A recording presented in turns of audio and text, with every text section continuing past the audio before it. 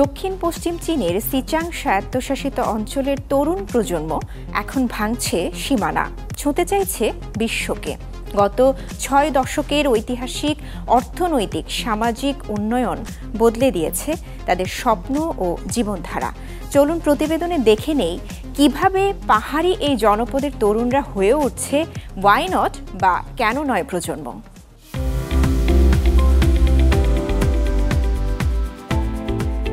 কখনো দূরবর্তী বিচ্ছিন্ন অঞ্চল হিসেবে পরিচিত সিচাং আজ আধুনিক বিশ্বের সাথে কাঁধ মিলিয়ে হাঁটছে। নতুন তথ্য বলছে ২০২৪ সালে এই অঞ্চলের জিডিপি পৌঁছেছে ২৭৬.৫ বিলিয়ন ইউয়ানে, যা ১৯৬৫ সালের তুলনায় ১৫৫ গুণ বেশি। গড় বার্ষিক প্রবৃদ্ধি ৮.৯%, আর রাজস্ব আয় বেড়ে দাঁড়িয়েছে ২৭ বিলিয়ন ইউয়ানেরও বেশিতে। এই অর্থনৈতিক অগ্রযাত্রা বদলে দিয়েছে এখানকার তরুণদের ভাবনা।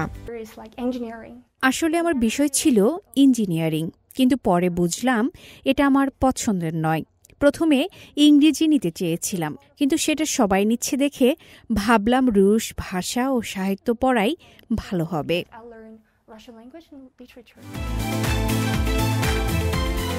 একটা সময় ছিল যখন ভ্রমণ যে স্বপ্ন হতে পারে তা বলাটাও ছিল অস্বাভাবিক। এমনটি বলছিলেন দোলমার শৈশবের শিক্ষক নোরবো ড্রামদু। যখন ছোট ছিলাম, শিক্ষক স্বপ্ন জিজ্ঞেস করলে বলেছিলাম বিশ্বভ্রমণ।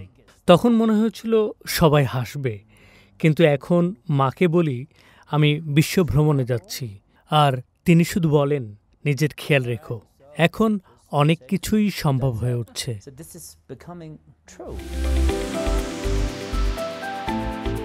ড্রামদুর অভিজ্ঞতা বলে সিচাংয়ের তরুণরা আজ স্বপ্ন দেখছে ভিন্ন পথে হাঁটার। I've never met any Tibetan girl, who wants to go to study in South Africa. When I say why, she replied me in a আমার এক ছাত্রী বলল সে মাস্টার্স করতে দক্ষিণ আফ্রিকা যেতে চায়। আমি অবাক হয়ে জিজ্ঞেস করলাম কোথায়? সে বলল দক্ষিণ আফ্রিকা। কারণ জিজ্ঞেস করলে সে সুন্দরভাবে উত্তর দিল কেন নয়। এখানকার তরুণরা আসলেই ওয়াই নট প্রজন্ম। কেন নয় রাশিয়া, কেন নয় মন্ট্রিয়াল, কেন নয় আয়ারল্যান্ড।